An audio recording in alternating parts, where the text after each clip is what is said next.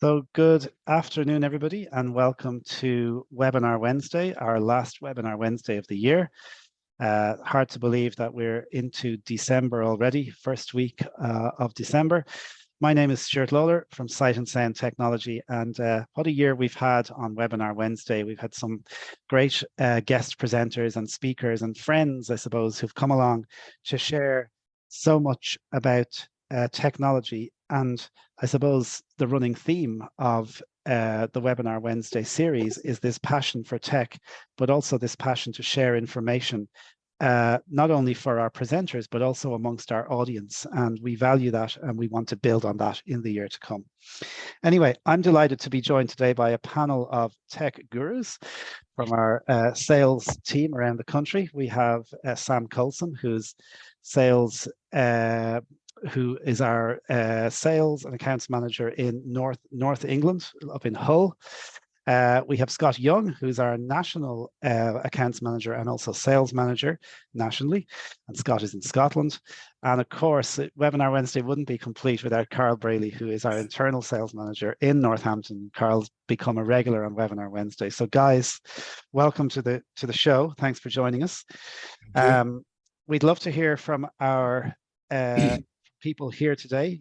All of you who are here, who've joined us, if you'd like to do that, you can use the chat feature on Zoom by pressing Alt and H if you're on Windows, or accessing chat. If you're using the Zoom mobile app, you can access the chat button, and similarly, you can raise your hand with Alt and Y, or you can access the raise hand button, and we'll have plenty of time for questions. You know, I thought we'd start, I'm not sure how many shopping days there are left to Christmas. There's probably about 16 maybe. Scott, how's your Christmas shopping going? Well, I leave that to the person that knows a lot better than me, my better half. Yes, we have a regular argument, but we do a lot of online shopping. But my wife's just been down in Liverpool, fun enough, this week, and had a great time doing shopping, she tells me last night. So that's the kids taken care of, almost. But I've still got to purchase a few things, so I'm a bit behind, or, well, we'll wait and see. I did a load of stuff online the other day, and I felt you feel this weight lifted off you when you start ordering stuff, because it's been sitting there for ages going, I need to start buying stuff, and you're making lists of people that you need to buy for, and it's so you feel a bit better. Carl, how's your Christmas shopping going? I haven't done a single thing. Okay. I'm a Christmas Eve kind of person. Yeah, I was going to say, we'll ask you again in 2 weeks' time. Yeah, exactly. Yeah, yeah. I am definitely a Christmas Eve kind of person that literally leaves everything for the last minute. Okay, Sam, how about yourself? Yeah, that used to be me. I used to be a mad dash on Christmas Eve, but since having kids, Exactly. yeah, you're sort of forced to be a little bit more organized. So yeah, we're pretty much there, I think. Yeah, I've got a 1-year-old and a 10-year-old, and actually the 10-year-old now is quite easy to buy for. It's just sort of, clothes really, and then the 1-year-old, yeah, it's sort of even easier. Just lots of toys, basically. Lots of toys. Yeah. No sort of, not had to do much thinking this year, which is good. You are right. When there's kids involved, certainly a bit more planning has to go into the thing. Yeah. And as they get older, you have to try to work out what it is they're asking for. Anyway, I see some hands going up. We will be going to raised hands in a while, so anyone who has their hands up, keep them raised, and I will keep an eye on that. One of the things I wanted to talk to you guys about maybe was products that are in our portfolio that have kind of been making a bit of waves this year. People would have seen a lot about over the last year. Some of them indeed were talked about on this Webinar Wednesday. One that wasn't, Scott, that you might be able to start us off on, is this onyx oxide. And I struggle sometimes to explain this when I'm asked, so I'm glad I'm not having to do it today. Can you just maybe start by explaining to us what onyx oxide is?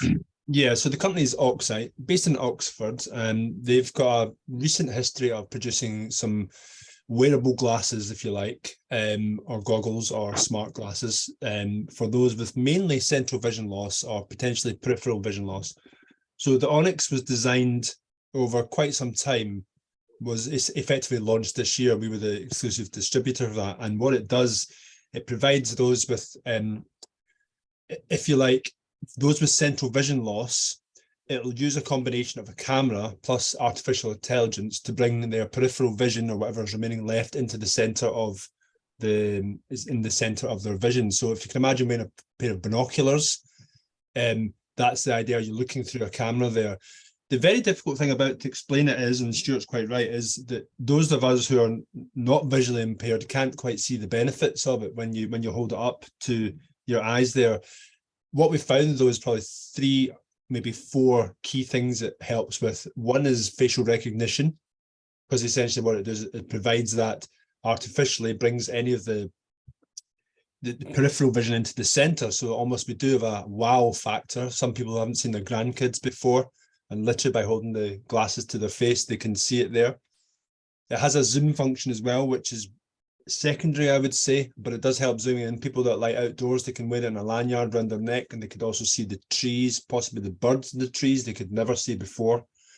Watching television is a huge thing, because again, without the central vision, that's an absolute nightmare for various people, various conditions, and this is proved particularly good for that purpose as well.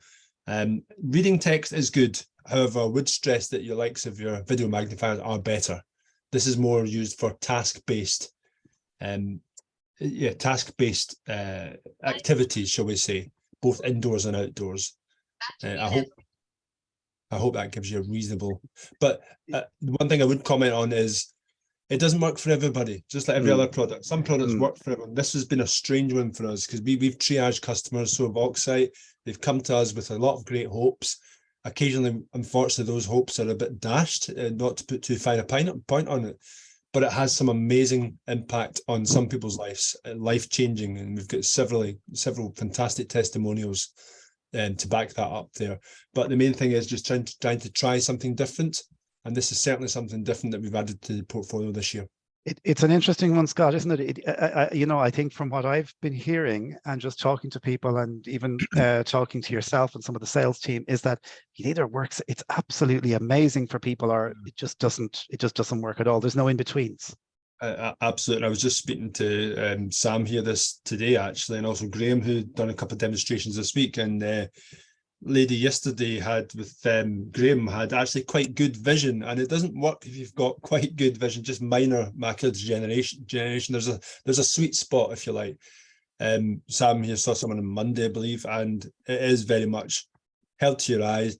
Wow. Facial recognition, TV, detail. I think I'm right in saying, Sam, they'd like to paint as well, so they can see the detail in front of them, and they can wear it with a set of kind of a band behind the head. So, it's quite a bold move from Oxite. We do need improvements, absolutely 100%, and they're going to be doing them. We need some more, a clearer camera, an HD camera, but they've taken some corporate decisions to make it an affordable product, if you like, based on the competition, but also to try and keep it light as well. So there's always a compromise, but it's definitely worth pursuing, and we've learned a heck of a lot, good and bad, of course, with our journey this year with it. I presume, Scott, this is not a product that you would sort of, buy online that just comes in the post and you go off with it. You really have to try this out, do you, before you would buy? Yeah, and that was one of the things, the learning points at the start of the year, actually. We actually got a couple of orders straight away, and 3 or 4 actually, and 2 were returned very much quickly. But the whole point is, if you get a demonstration of it, or even through the phone or Zoom, it can work. It's quite easy to start up and work your way through the very limited functions on it. It's designed to be quite straightforward. But yes, we didn't quite, I suppose we didn't know for sure how that would work. Some people, yes, you could. I think if it works for you straight away, you could go, wow, this is for me. But you do need a wee bit of tuition on it. But at the end of the day, you do need to try it on there. And the face-to-face demonstration has been key in this one. Okay. I suppose one of the things that people think about when they're buying gifts and you're trying to buy something for someone, I think some of us struggle with this quite a lot. You're going back to the old reliable gift voucher, and sometimes gift vouchers are great and people love getting gift vouchers because you really can get what you want. So, Carl, we're announcing some Sight and Sound gift cards, isn't that right? A digital gift voucher.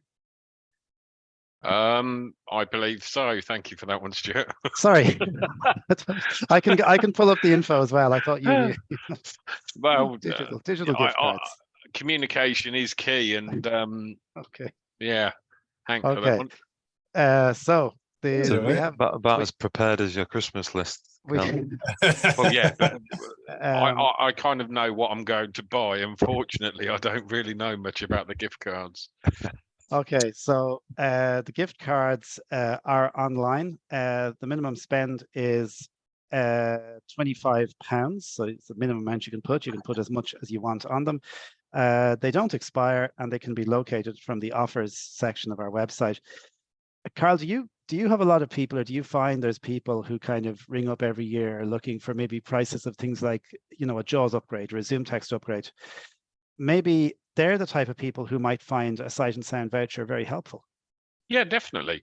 Anything to offer someone just to take a little bit of money. Obviously, it doesn't have to be the full price, just to take a little bit of money off something we sell. I've put a link in the chat to everyone anyway, which goes direct to the vouchers page. So you can literally stipulate from, like Stuart says, £25 all the way up to $1 million. A million. If they would If you like to want, do if you that, want to that put would $1 be million. greatly received. If you want to put €1 million on it or £1 million on it, you can. So yeah, I think it's a great idea for a present, and for maybe somebody who's thinking about a product that might be coming out in a little while. Like for example, I know we have the Smart Vision 3. I know stock for those has been very difficult to get because the manufacturer has just been overrun, I think. That's the type of thing maybe somebody might think about getting next year. So I think a voucher is, in that respect, is ideal. Sam, you're kind of, I know you look at, obviously you're always promoting and working with customers for our products, but you're also, I think, looking at other things sometimes a little bit outside the box. And you were talking a couple of weeks ago about accessible toys, and there's quite a lot in that space, isn't there? Yeah, definitely. Yeah, obviously we were asked to join a webinar with Child Vision over in Ireland a few weeks ago, and specifically, yeah, I was looking at accessible toys. Some of them, are sort of tech based, and some of them there's no technology involved at all, but they're fully accessible for any child that's has a visual impairment. But yeah, some of the sort of highlights for me, there's a recordable microphone. It's called the Easy Speak microphone, Easy Speak 2 actually.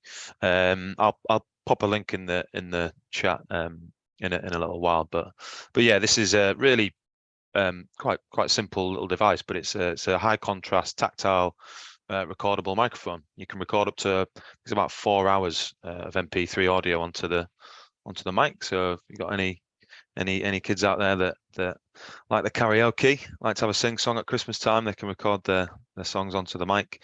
You can then transfer them over to a computer. It's got about 128 megabytes, so might be gigabytes actually, gigabytes of built-in memory. But it's really simple in its layout. The really prominent tactile buttons. So that was one of my highlights, was the Easy Speak 2, it's called.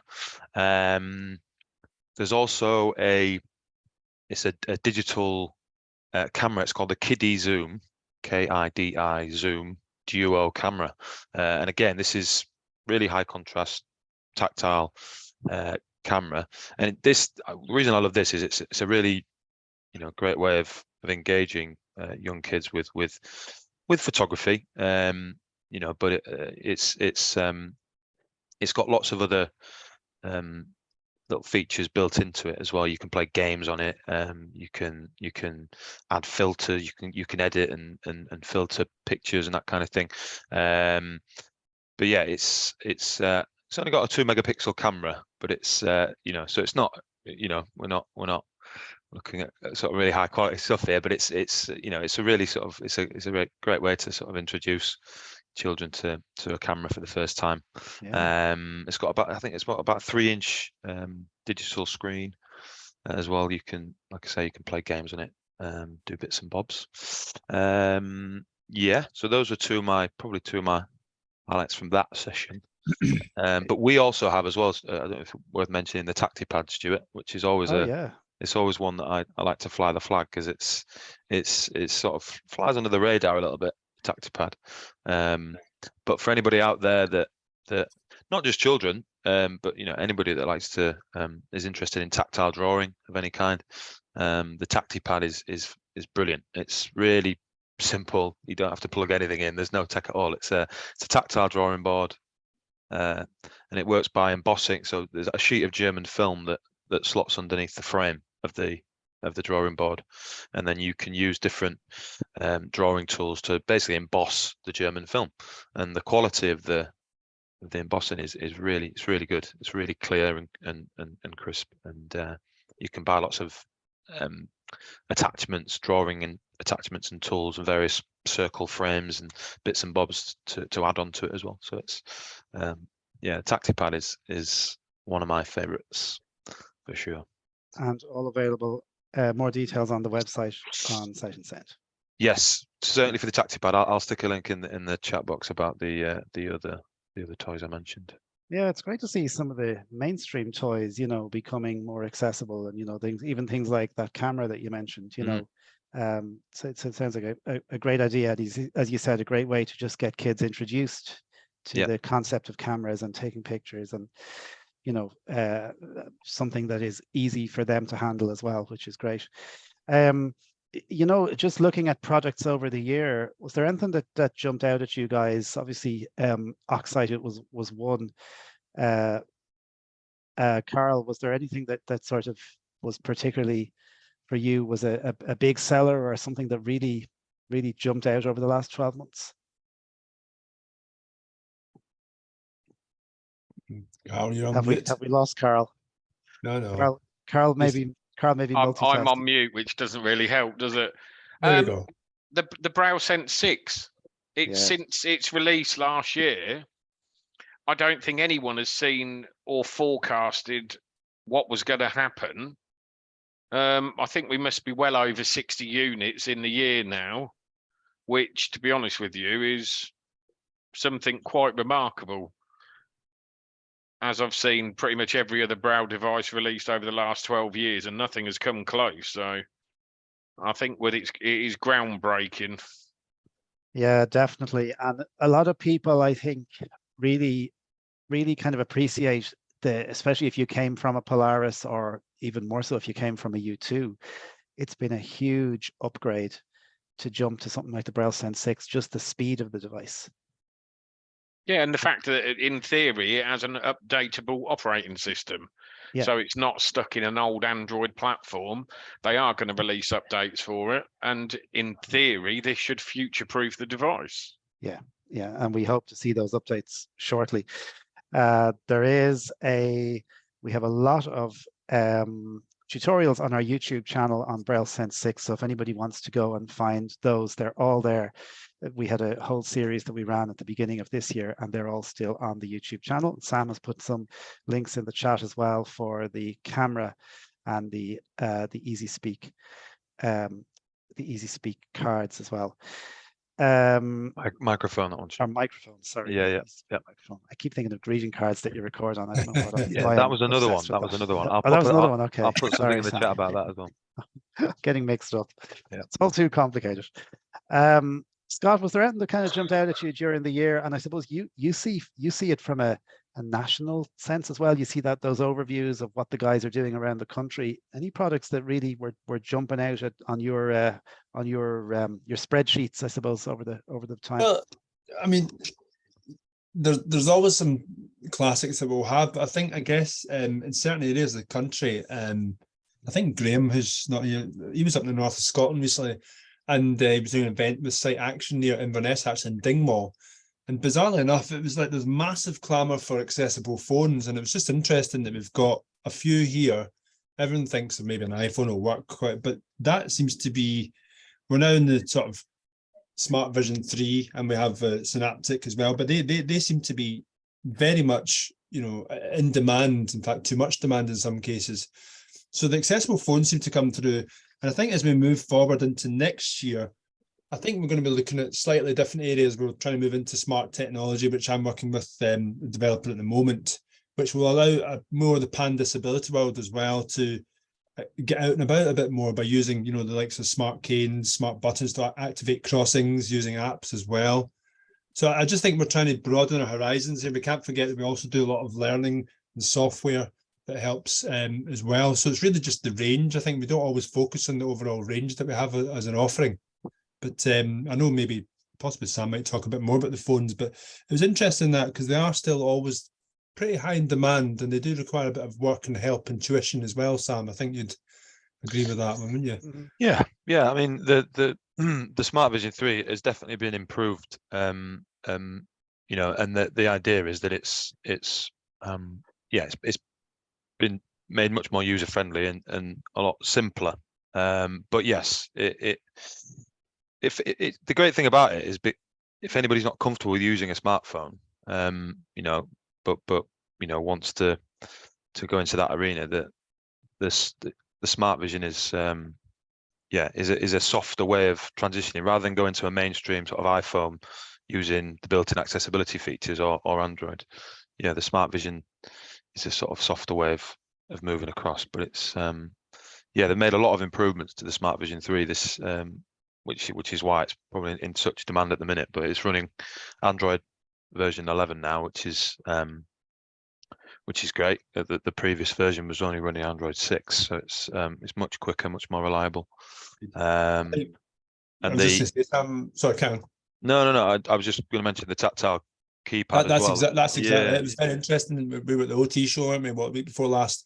And so many people still actually hadn't seen some sort of combination hybrid phone like that. Very simple, but well, that's it. And that's one of the great things about the Smart Vision, is that you can, it's quite unique in the fact you can interact with it in 3 different ways. You can either use the tactile keypad, it's got a touch screen element, and you can also speak to the phone as well. It's got Google Assistant built in, as it's an Android operating system. So, but they've made lots of improvements to the physical layout of the new model. So the tactile keypad is much more spaced out. On the Smart Vision 2, it was sort of squashed at the bottom of the front of the phone, whereas now the keys are much more prominent, all spaced out. But it still does have that touchscreen element for those that are comfortable using it. But lots of people that are either severely sight impaired or don't have any vision much prefer using tactile keys from the people that I've met over the years. So it's a really sort of versatile device is Smart Vision. One of the things, Sam, that sorry to interrupt you. One of the things I think about the Smart Vision is that you get to keep all the smart functions with a tactile phone. Like it is pretty much giving you everything. All your apps, you go on the Play Store and install things. And I suppose in particular with the Smart Vision 3, as you said, you have the newer system, Android 11. You've got a faster device, but and at the same time you have this tactile keypad. Exactly. Yeah, that's the thing. It doesn't. Even though the hardware is specifically developed and designed for somebody that's visually impaired, it doesn't restrict the phone in any way from a mainstream Android device. So you've got full access to the Google Play Store. You're not restricted with any apps that you can put onto the phone at all. But so you've got all of that available to you and more. So there's Capsys who've designed the phone and developed the phone. They've also got their own accessibility software built into the phone as well. But they've also got this is actually a new addition to Smart Vision 3. It's a beta version at the minute, but it's an app called Lookout, which essentially it's a OCR app, so you can scan text and you can convert it into speech. You can scan barcodes, colors, currency, all of that. But it's also got an explore it's got an explore mode now as well, so you can hold the phone up in an unfamiliar environment, and it will highlight a doorway or a laptop, or if you lose your phone, or a remote control, or whatever it might be. So you can, so it's the Lookout feature, which is on the new version, is great actually. And although it's beta, I've tested it lots, and it's pretty good. So they've added quite a few improvements to the new phone, which is exciting. just before we go on, because I want to talk a bit about wearables in a sec, but just to remind people, you can raise your hand, Alt and Y. We did have a hand or two raised at the very start of the session, but I think it was people raised their hands in errors because we don't have any right now. But if anyone wants to raise their hand, Alt and Y, if you want to ask the guys a question or tell us what's your favorite piece of tech of this year? What was your tech find? It doesn't have to be a Sight and Sound product, by the way. You can tell us if there's something you found that you really like. We want to know about it. Tell the rest of the audience as well. Alt and Y, or press the raise hand button, guys. You know, there's always talk about Envision. There's always talk about OrCam. You know, one works better in certain situations depending on, I suppose, use and depending on the person and your lifestyle. Envision was on the telly the other day on BBC Click. How is that performing this year for you guys out on the sales and the road and maybe even within the company when we're selling Envision? Carl, you're probably the wearable tech guy in some respects. Do you know what? There's probably two of the old sales team that like this more than anyone else, and that was Sam and I, because it's the easiest thing on the planet to demo. And to be honest with you, it's not really about the reading ability of it. It's what else it can actually do for you to improve your standard of life, and that's what it does. It is, yes, it reads, it does do that, but the fact is I never really used to focus on it because you didn't need to, because you showed people everything else it can do, like reading a scene. You've got the PAL part on there where you can actually have someone looking through your camera, directing you around the house, looking for your keys, as Sam said, with what they're going to put onto the Smart Vision, which is very similar. It has all that functionality on there as a wearable. So I've always rated it, and without comparing products, I've learnt some ways from not doing that. They both do different things. One's concentrated more on reading. One of them, I believe, does a lot different format, different setups. You can't compare them. They are two completely different devices that are designed, I believe, for different people. Quick and easy access, you'd go for the OrCam every day of the week. Yeah. If you wanted something a little bit more from the device, possibly to read a scene, tell you what's in a room, find your phone, and likewise, then you'd go down the route of the Envision glasses. It's just, like I say, that they are two separate products. So I think you've said it exactly, Carl, that it just depends on what people want, and it depends on your situation, doesn't it? And they both offer some unique features, I suppose. So it's just interesting to get your thoughts on that. Scott, did you want to? Yeah, I was just thinking about Envision. I think we've got a job to make sure that message is out there more as well, if I'm honest, from a promotion marketing. I just think it's a great product that is not always out there. It's got a different demographic perhaps in OrCam. Depends, you need to have a bit more tech savvy about you. But I think there was 3 things they upgraded recently. One, I have to mention, is price. They reduced the price, and that is quite a considerable reduction. That should make a difference. The second one was actually the voice commands. I think is very useful, because it's an online product to a certain extent. So having used the voice command rather than having the swipe function, it works really well. So you can say instant text or scan, and it'll take you to that function within the program, if you like. And the third one was obviously, I think, the augmentation of the ally function using Era as well for calling a professional. So there's some really good upgrades, and I think what I'm learning in the Envision is that they're always trying to upgrade it because it's got a software platform, so it should just get better and better, and that'll just become as a downloadable option for a customer that picks it up as well. So we've got work to do, and I think we should be able to market that next year, I would say, as a really attractive proposition for those that want to look at wearables. Okay, thanks, Scott. Thanks, Carl. Guys, we do have a few raised hands, so I'm gonna let the audience jump in here. So we've John Morris, and then we'll be going to Rob Powell. So John, you should be able to unmute yourself. Hi, yeah. And how are you? All right, thanks. How are you? Very good, thank you. So yeah, you were asking for our favorite bits of tech. Talking about phones, I recently had a blind shell, which I'm really impressed with. There's a few little quirky things with it. Just probably need ironing out, but I don't know how it compares to the phones that you were talking about.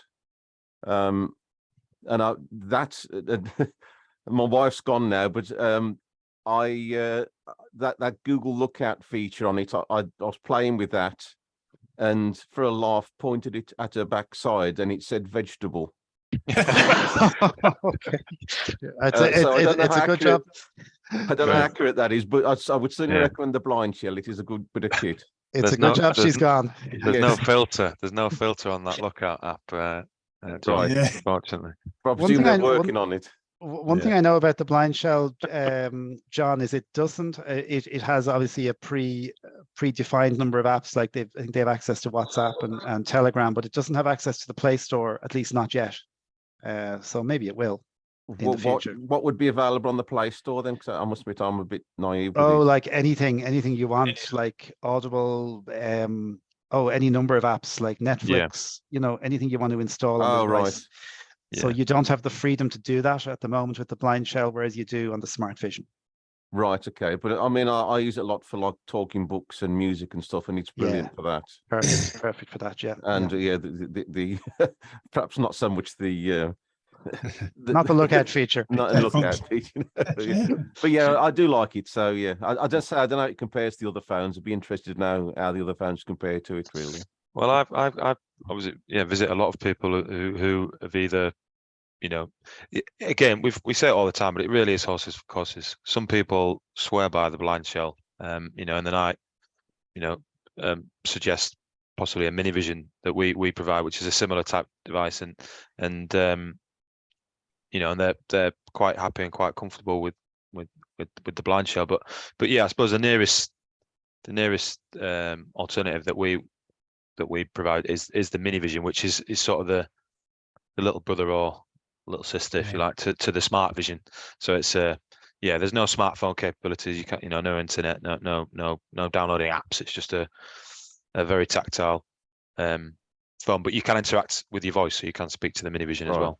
So so it's a similar type device, but yeah, it's definitely horses for courses, I think. Okay, thank you.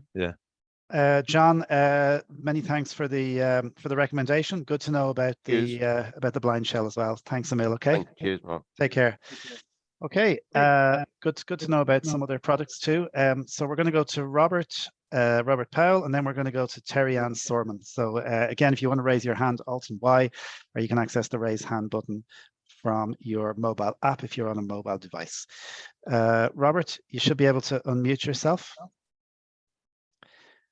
And we'd be. Hello. Hello, how are you? Hi, I'm well, Stuart. Thank you. I'm aware I owe you an email to arrange an interview, but anyway, that will happen in the next week or so.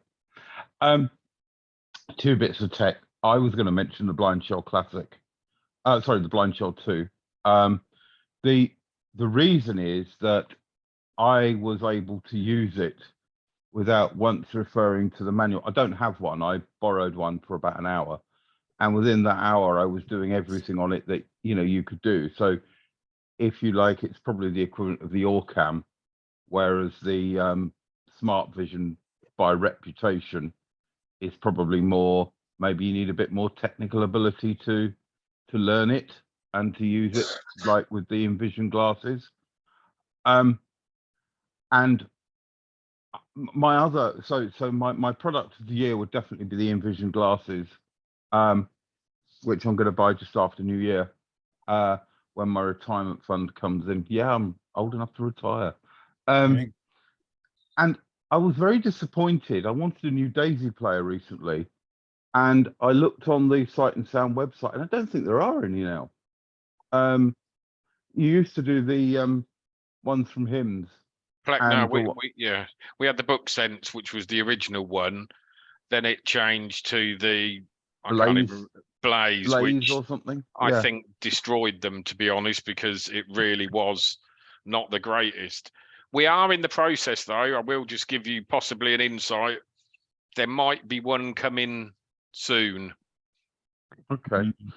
Well, I hope there is, because at the That's all moment I'm- it's Victor or Victor. So I know. we even with need the some Plex tool. competition in that. Yeah, because you used to do the Plex talks, didn't you? I Yeah, love the Plex Talk Pocket. we sold absolutely hundreds and hundreds of them. Sold one to me. And Two yeah, to me. then you have nothing, which is a little bit weird. But there was an issue with supply from Japan for those, so we had to kind of sever ties and cut what we had. But yes, watch this space. Okay, watch this space. Talks are ongoing, so that's all I can say. Carl, I was just interested maybe a little bit more, if I may, Stuart. Yeah. I was interested in a little bit more on, you were saying about the Envision not being as good at reading or something as the Orcam. Now, one of the crucial things I need my smart glasses to do is read to me, whether it be a menu in a restaurant or, and yes, I really am going to sit there and read the menu in the restaurant. And also things like I want to be able to read a book sitting in my armchair in the evening, like, you know, a sighted person can. And Yeah. I've never yet found a device that would allow me to do that. And I've had all sorts of scanners. So I'd be interested if you could talk a bit more about the differences in the reading between the Orcam and the Envision. Well, bearing in mind the Orcam was designed specifically to read. So in theory, you'd like to think it has better reading capabilities.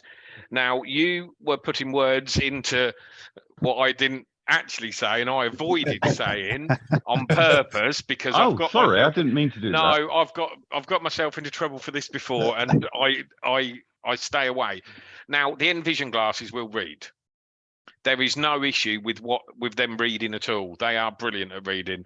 The reason why, like when I demoed it when I was out and about on the road, was the pure fact that people didn't necessarily want it just for the reading. They wanted to, if you're paying a lot of money for a device, you want to make sure that it can actually do various different things. Now, it'll read documents, it'll read books, magazines, it will read what you want it to read. But it's like I say, I was more focusing on the differences between itself and the Orcam for what they could both do. Right. All right. So they're both good reading devices. Yeah, they'll both read. I mean, the Envision glasses has the quick read option, and which basically doesn't need any internet connectivity or whatever. Or then you've got the other version which you can actually scan the document, then directly save it into your phone, save it on a PDF, save it on a Word doc. It does all translation as well. So I mean, I've had a customer with the Quran. I scanned it with the Envision glasses, and it converted the Quran from Arabic into English. Yeah. Which is ridiculous. It's amazing. Yeah. It's honestly, it shocked me beyond belief. When you start getting into it and using it, what it can do is quite frightening, I think. Yeah. Okay. No, I'm Robert, interested in the other stuff as well. So yeah. But well, thanks, Carl. I'm sorry I didn't mean to misrepresent you. That's okay.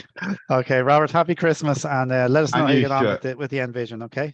I will. Thank you. All right, take care. Okay, we do have some more hands, so we keep going with our queries. We have Terry Ann, who I know is in the States and has come to some of our webinars before. So Terry Ann, you should be able to unmute yourself, and we'd love to hear your comments. Good. I was going to say good morning, but good morning, Terry Ann. Afternoon for you. It is afternoon here. Yeah. So my favorite device of this year is the Braille Sense 6 and Mini. I love those devices. I'm wondering if the Smart Vision 3, is that available here in the States? I'm in the US. And I'm wondering if the Orcam reader, I think that's what it's called. It's just a device I guess you move a marker type like pen across a page. Is that something that someone with no vision can use effectively or efficiently? those are my two questions. Anyone? I don't know that we can answer the first question. We can try and find out if the Smart Vision is available in the States. It must be. I think. Wonder about that. I think, Stuart, it is, but I think it's on very specific locations. I think it's just East Coast. Okay. I don't know where you are, Carol. Ah, Okay. I'm in Illinois. I'm in the Yeah. Okay, Midwest.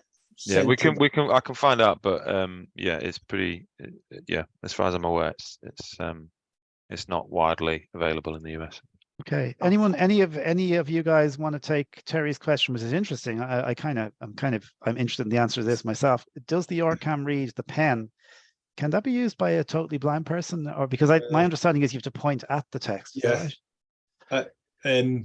I'll pick out a couple of things myself. Terry-Ann, from my experience, one of the ways OrCam represented this was, that yes, you could do that, but you've got to have a field of vision somewhere near you. You don't have to be able to see the pink cursor around it, but you need to be able to point with your dexterity in your hand at an angle, say 30 centimeters away, on the text you want to read. So it depends if you're capable of doing that. I mean, the whole point of wearing the OrCam glasses, I guess it's easier with your field of vision being at your eye length, and you can focus on the page that way. But this requires a slightly different, what's the word? Capability, I guess. But Sam, Carl, do you think? I wouldn't necessarily go with someone that no vision. I would think OrCam reads a no for that. Would you agree on that? It wouldn't. Yeah. I mean, again, my experience is, it's always best to try it, but I wouldn't ever say no, absolutely not. But yeah, I wouldn't necessarily recommend it for somebody that has no vision at all, purely because, yeah, as Scott says, it does require you to really be able to identify at least where the text is on the page to be accurate. Otherwise, you may be trying to scan it a number of times before it accurately picks up the text. It's the visual identification that it needs. It is asking you basically where to point either the mouse cursor that comes up with the big red pointer or the box section. So you do need to see what you are pointing it at. And I think for severely sight impaired, where you can make the shape out and even possibly a blur of where the text is, it's ideal. Blackout, I would probably say you're not going to get much joy out of it, which is then when the other OrCams come into play. But I think the other thing to comment on, Terry-Ann, is that Envision glasses have audio cues, for example, to tell you where to hold the text up or down and all the rest of it. So it's very much using that side of things. The OrCam, yeah. Sorry, Scott. Yes. It's got a smart guidance feature now, Envision, to it, so it gives does. you really detailed instructions as to where to position your head or hold the text. So yes, yeah. well, I wish you all a wonderful holiday, and thank you. It's good to talk with you gentlemen again. And thank you, Terry-Ann, and thank you, and we wish you a very pleasant Christmas as well. We'll try and find out about the Smart Vision, see where it can be got in the US for you. Okay, great. Thanks, Emil. Take care. Thank you. All right. Interesting questions coming in, guys, which is great from our audience. So we have a couple of more hands. Just a quick reminder to people that it is just gone 15 minutes to the hour. So we've about 15 more minutes. We're very grateful to Sam, Carl, and Scott for giving us their time, but these are busy guys. They charge us a fortune for sitting here answering these questions. So we let them go at 3 o'clock. So let's get through this as quick as we can. We have Rosie Keast, and Rosie, you should be able to unmute yourself, and we'd love to hear your question or comment. We'll try sending an unmute request again. Sometimes these things take a minute. So Rosie, you should be able to unmute yourself, and if not, I'll come back to you in a sec. Okay, so I don't think we have Rosie. I'll just try once more. And if not, we will move on. Okay, I'm going to go on to Abdur Dahli. I know I got that wrong. Abdur, you should be able to unmute yourself, I hope, and we'd love to hear from you. Having no luck today with some of our raised hands. Oh, hello. Okay, I take it you can hear me now. We can. Yes. How are you doing? All right, thank you very much.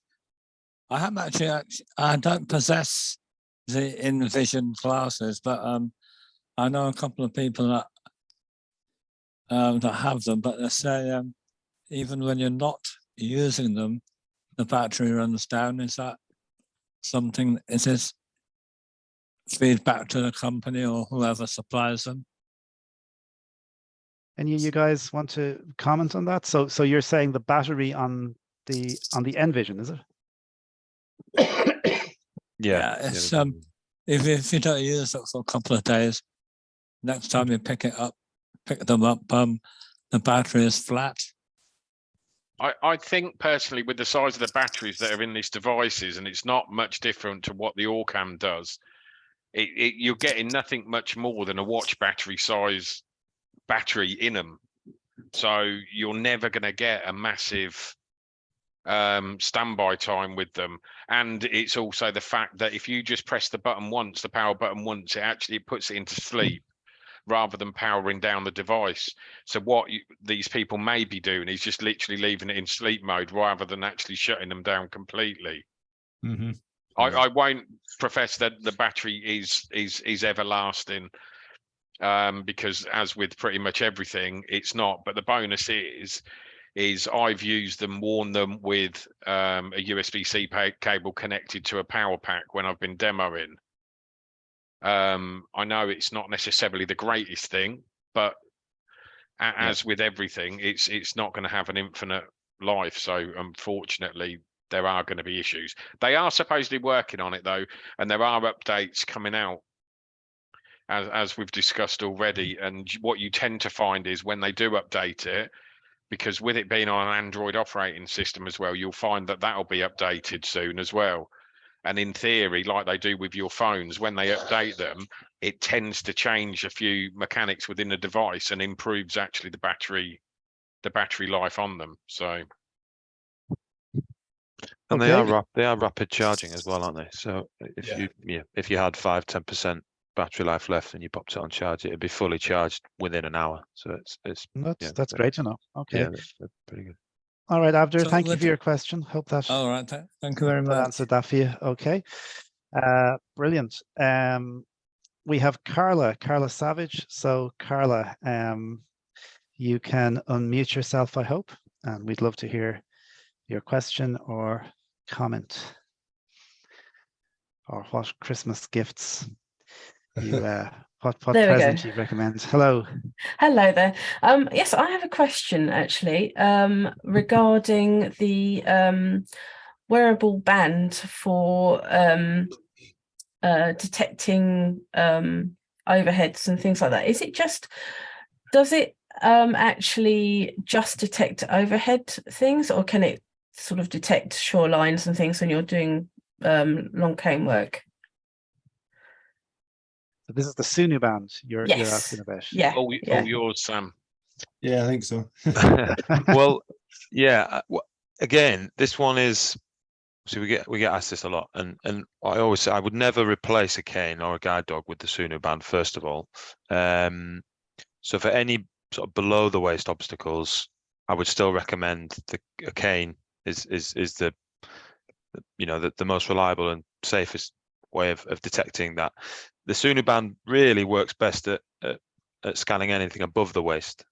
So yeah, low hanging branches, obviously, people, lampposts, barriers, traffic lights, anything like that is where it's at its best. But yeah, I'm always cautious when I wouldn't ever want to say yes, it would allow you to pick up, curbs or that kind of thing. So I think the Sunu band really is it supports a cane user or a guide dog user with an additional level of object detection, really. Okay, great. Paired with as well, it's not just an object detection device now, because they've now developed the app, which is really improved over the last few years, and they've got lots of navigation features now built into the app, so you can actually plot your own route, and using a combination of the the navigation from the app plus the object avoidance on the band, you can, you know, hopefully safely navigate yourself from A to B using the two together. And your Okay. cane. So yes, so it's much more than just object avoidance now. Is Sunu. It's got lots of other exciting features. Oh, and also they've got they've integrated Blind Square into the app, which if Yes. if you are aware of, if you're not, anybody, Blind Square is a really tried and tested navigation app. So Sunu have integrated Blind Square into their app now as well. So Oh, great. I hope Lovely. that helps. Yeah, that's great. Thank you for that. All right. That's, I'll have to look into that then. Yeah, do. Well, thanks, Carla, and thank you, Sam, for that explanation. Very interesting, actually, just to understand how all these things work together. Okay, we're going to go to Lisa Redford. Lisa, you should be able to unmute yourself, and we'd love to hear your question.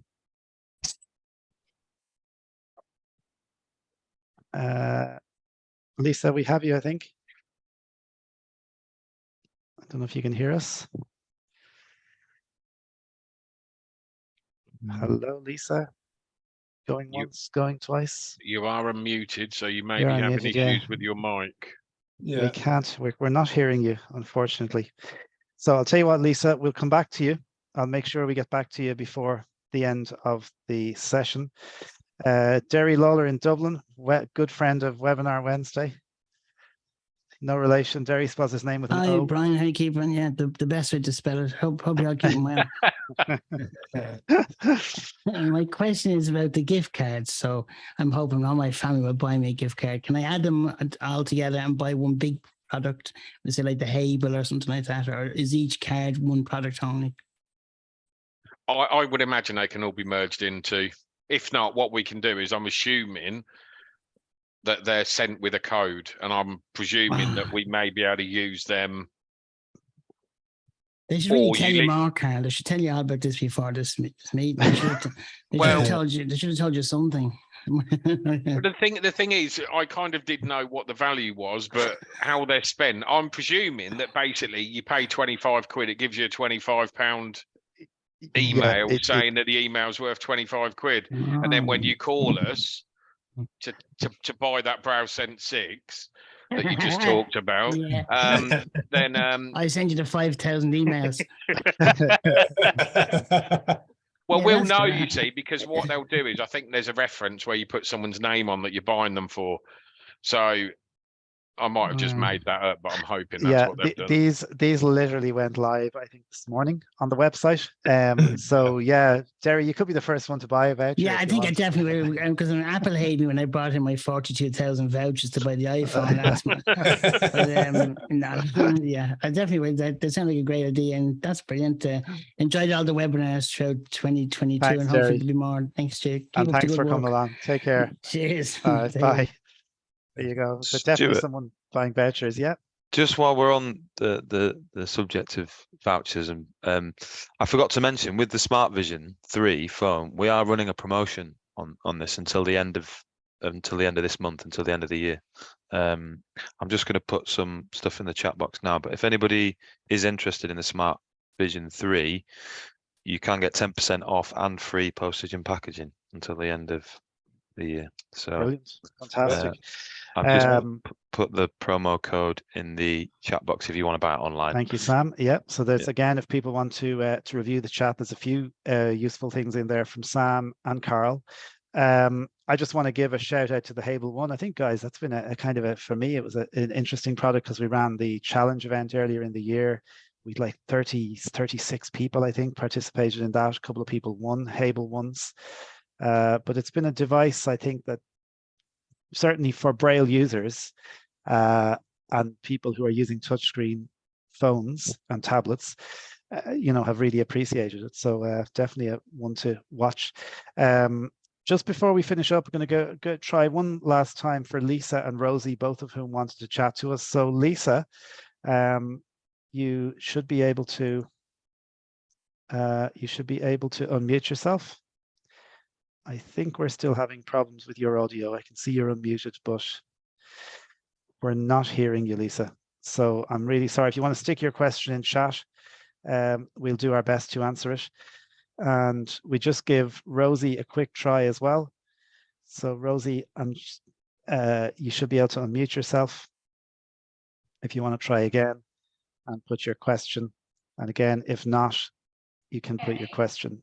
We can hear you, Rosie. Yeah, actually, I think my question's kind of been answered because it's around the, I'm not sure of the titles, but the Orcam, you know, attached to the glasses, or the Orcam just as a pen. And I suppose actually as well, the sort of the price difference between the Envision and the Orcam, I might be interested. I've just been funded through the DSA. They just automatically funded me the Orcam that's attached to your glasses.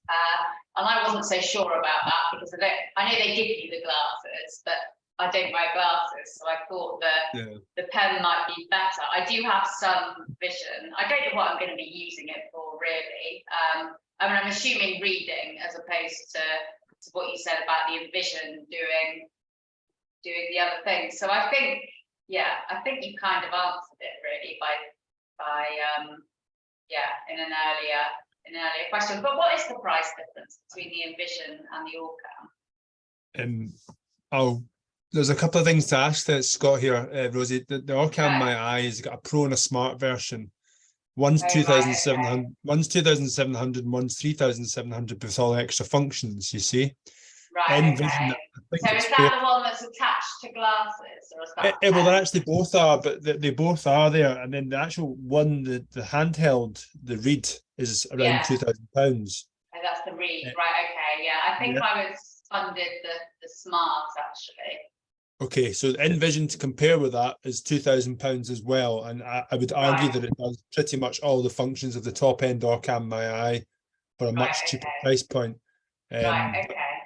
Sam and Carl, would you agree with that? I'm abstaining. I don't know if we're allowed to, Scott. But, the thing is, the Orcam, to go back to, you know, it's offline, it's simple, and it doesn't hold. It's quick, yeah. Envision's got a lot more functionality, you know. I think that's possibly what I need. I don't know really if I'm going to be using it for the example of sort of looking for keys, and even though I do go mad looking for keys, I think really what I'm wanting it for is to, you know, I can't imagine myself reading books with it, but just reading odd, you know, bits of text when I need to really. So it's you know, it's back to what Sam said, it's horses for courses. There's a preference quite often for the different, even if they do similar things, there's quite often a preference for one over the other. But you can speak to Orcam now, which is great. You can ask it to. It's got the smart reading feature built in now. Yeah, so you can ask it to just read telephone numbers on a page of text, or dates, or specific headlines or articles, that kind of thing. So with the pen, it's just a matter of sort of, you know, measuring it up really to what you want to read. Yeah, absolutely. Okay, thank you, Rosie. Thank you very much. Thank you. Do get in touch with us if you have any more questions, and it should good timely time maybe to give the phone number 01604 798 070, and Carl has a great team of people there who will be happy to help. And of course our field sales team managed by Scott, and we have Sam and Tony and Graham, and all those guys do a great job as well. Just before we finish, Nikki Dixon has her hand raised, and Nikki is regular attendee to the webinar Wednesday, so wants to make sure to give Nikki time as well. So Nikki, you should be able to unmute yourself.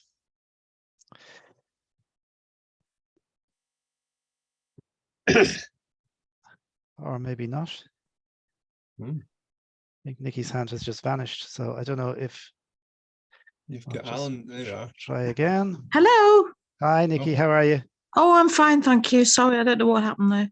I've got a couple of questions about the new the Smart Vision phone that you've been talking about. I use an iPhone at the moment, and I've no real qualms with it. But I mean, I use it with a Braille display, simply because I often need to be able to sort of read the text under my fingers, which is fine. I've got a couple of questions. The first is that I can't get to the bit in the chat where you've put the promo code. So I wondered if anybody could email it to me for the Smart Vision phone.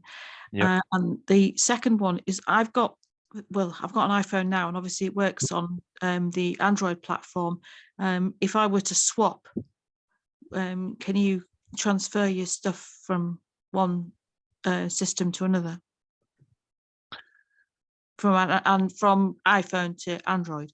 Do you mean, can you transfer your data? Yeah, and you're well, I mean, obviously everything is on my iPhone, and I don't want to have to start again. So there is I've never done this, but there is an option when you're setting up an Android device that says transfer from iPhone.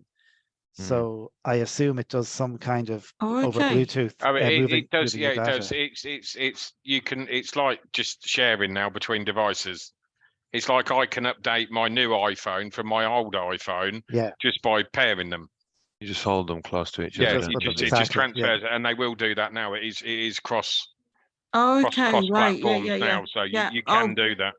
Well, that's good news. Yeah, because the biggest bugbear I find with my phone, and I think it's with any smartphone really, is that when my phone rings and I try to go and answer it, number of times I've cut the person off because I've gone to my screen and I've obviously hit the wrong bits.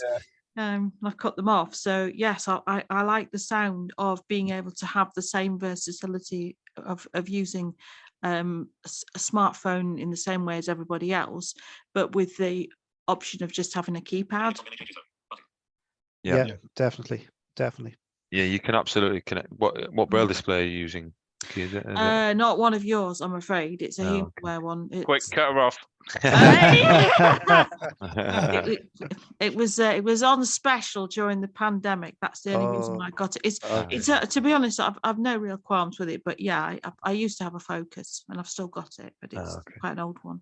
Okay, yeah, good stuff. And the other thing that might be interesting to some people is we bought an air fryer recently, and everyone's saying, "Whoa, you can't use," because most of them have all got touch screens. And the one we've bought has actually got an app for it. Unfortunately, I can't find the name of the fryer of the brand that I used, and they're quite rare because most air fryers don't have an app. But this one does, and it's actually been quite helpful because it seems to work with a conventional iPhone, or there's an Android app for it as well, which I think will probably work in the same way. That's great to know. That sounds brilliant. Yeah, because I mean, it's the new in thing, isn't it? Being able to use an air fryer.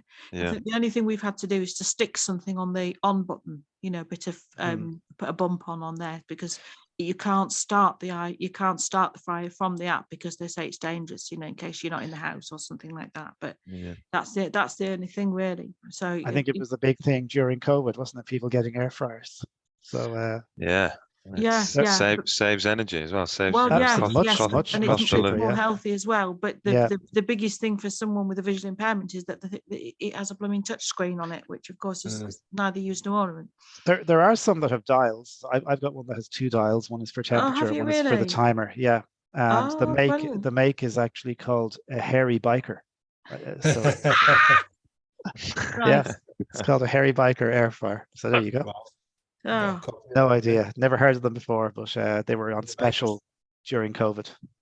Oh, okay. Right. Oh, well, perhaps that's another way to go then. Yeah, well, it was just interesting. And I just want to say greetings to Sam, who I'm only down the road in Hornsey. So, excellent. Next door neighbours. Next door, well, not quite, but yeah. Near enough. Nice.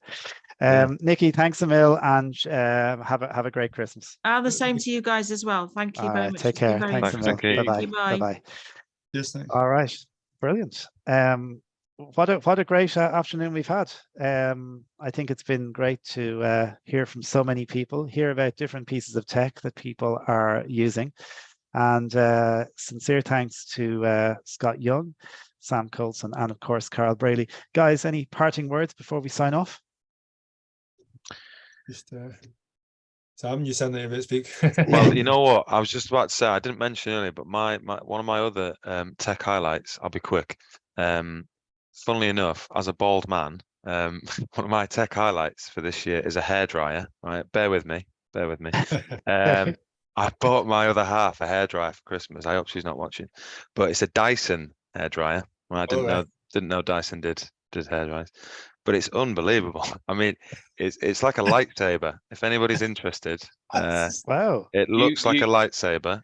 But don't worry, you're not gonna sort of cut off anybody's arms or anything with it. But it's an amazing bit of tech. And as a bald man, I've been testing it. You must be earning far too much money. Mate's rates car. It's not what you know. It's not what you know. But yeah, Dyson hairdryer, everybody. Give it a whirl. Give it a whirl. On that note, we will wrap it up.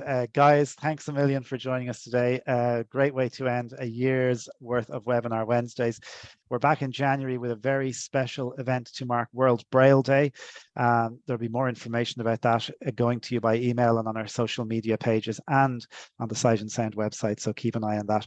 My sincere thanks to everybody who's helped out at Webinar Wednesday during the year, and of course to our panel again for this afternoon, Sam, Carl and Scott. Appreciate your time. Wish everybody a very, very happy Christmas, a safe Christmas, a peaceful Christmas. Enjoy the rest, and we're looking forward to lots more webinars and indeed face-to-face time with our customers next year. So from Stuart Lawler and everyone at Sight and Sound, take care and thanks for joining us. Goodbye. Okay. Bye now. Merry Christmas all.